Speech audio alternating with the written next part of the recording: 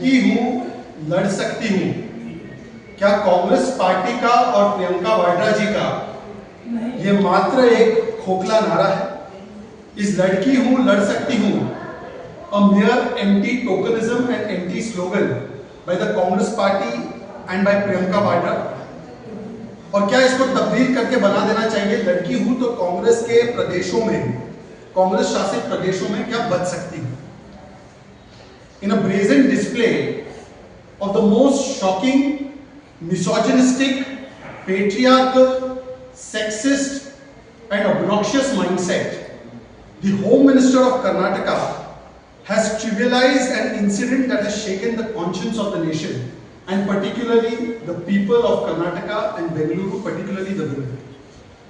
आज हमारे सामने एक ऐसा वक्तव्य आया है कर्नाटका के होम मिनिस्टर का जिसने हमें शर्मिंदगी महसूस करने पर और अपने आप पर घिन महसूस करने पर मजबूर कर दिया।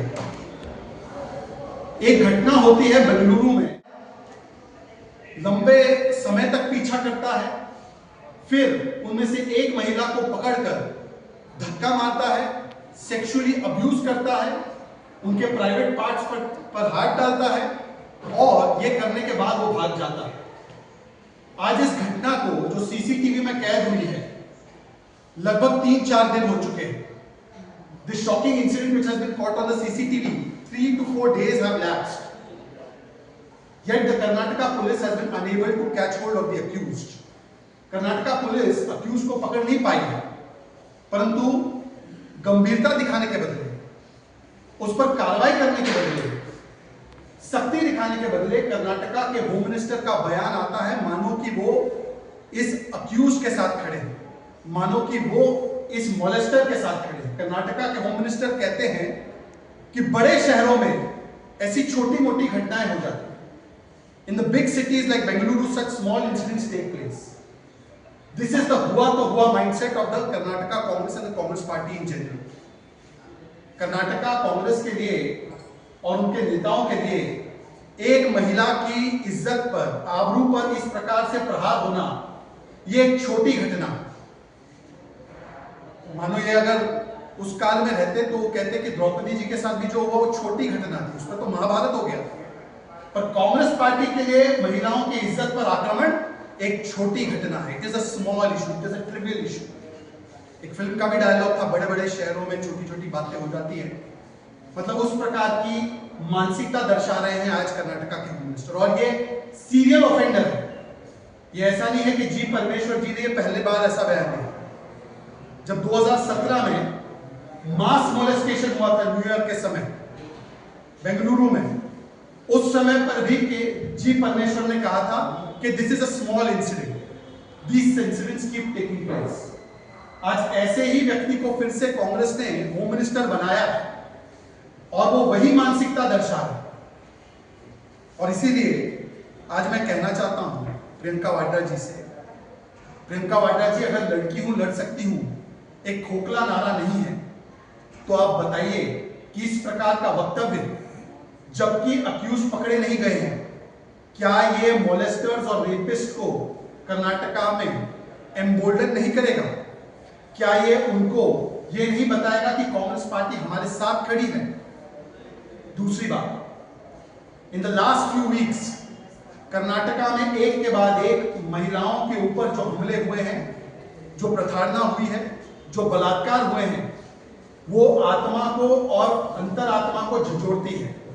The number of cases have taken place in the last few weeks in Karnataka. 4th April, a woman was gang raped in front of her sons in a bus. 3rd April, woman was dragged to an isolated area and gang raped in front of her brother. 10th March, Israeli woman was gang raped along with her homestay friend in Koppal. 3rd February, an 8-year-old girl was gang raped by 3 men in Mandya. अगर आप देखेंगे जब से कांग्रेस की सरकार कर्नाटका में आई है, बलात्कार की घटनाएं, मोलेस्टेशन की घटनाएं, महिलाओं पर उत्पीड़न की घटनाएं लगभग 50% से राइज कर गई है। There has been a 50% rise in the cases of rapes and molestations and sexual outrage against women in Karnataka ever since the Congress has come.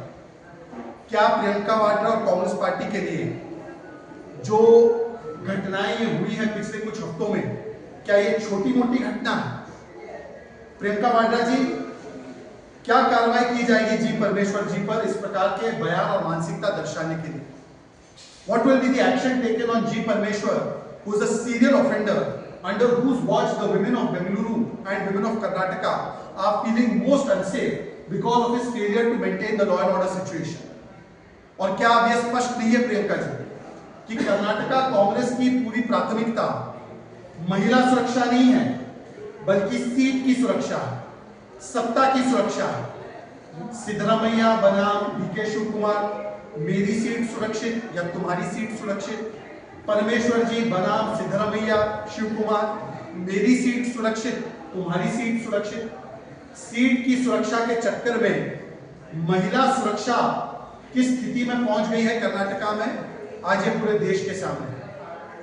और प्रियंका वाड्रा जी से एक और सवाल, आपने कहा था लड़की हूं तो लड़ सकती, पर कांग्रेस शासित प्रदेशों में और कांग्रेस के भीतर ही लड़कियों की क्या स्थिति है? शांति धारीवाल एक मंत्री थे राजस्थान सरकार में, कहते हैं बलात्कार इसलिए होते हैं क्योंकि मर्दों का प्रदेश है। Shanti Dhariwal minister in the Rajasthan government had once said that rapes take place because it is a मर्दों का प्रदेश। This was the justification given for rising rapes in Rajasthan, which had become number one under the Congress's watch as far as women atrocities are concerned.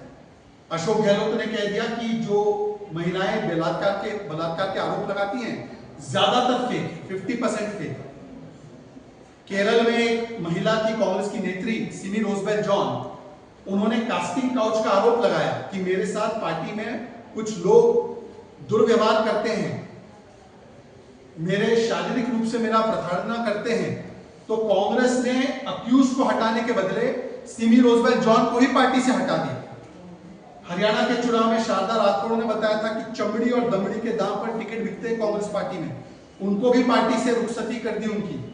जो molester है, rapist है, उनके ऊपर कोई कार्रवाई नहीं की। अंकिता दत्ता ने गंभीर आरोप लगाए थे कांग्रेस के यूथ कांग्रेस के चीफ पर, कांग्रेस ने उनके साथ भी यही व्यवहार किया। प्रियंका चतुर्वेदी हो, राधिका खेड़ा हो, कभी महिलाओं को टंच मार कहना, कभी कहना कंगना रनौत जी के विषय में कि मंडी में क्या भाव चल रहा, पूरे मंडी को और महिलाओं को बदनाम करना, कभी राष्ट्रपत्नी कहना, कभी नेहा हिरेमठ जैसी कांग्रेस नेता की बेटी के साथ दिन दहाड़े लव जिहाद की घटना हो और दिन दहाड़े उसकी हत्या की जाए, तो कांग्रेस के नेताओं ने पीड़ित के पक्ष में एक शब्द नहीं कहा, ना उसके घर गए।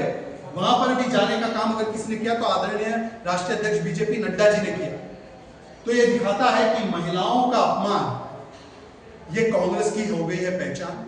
महिला सुरक्षा इनके लिए केवल एक राजनीतिक नारा है, लड़की हूं लड़ सकती हूं केवल एक राजनीतिक नारा है।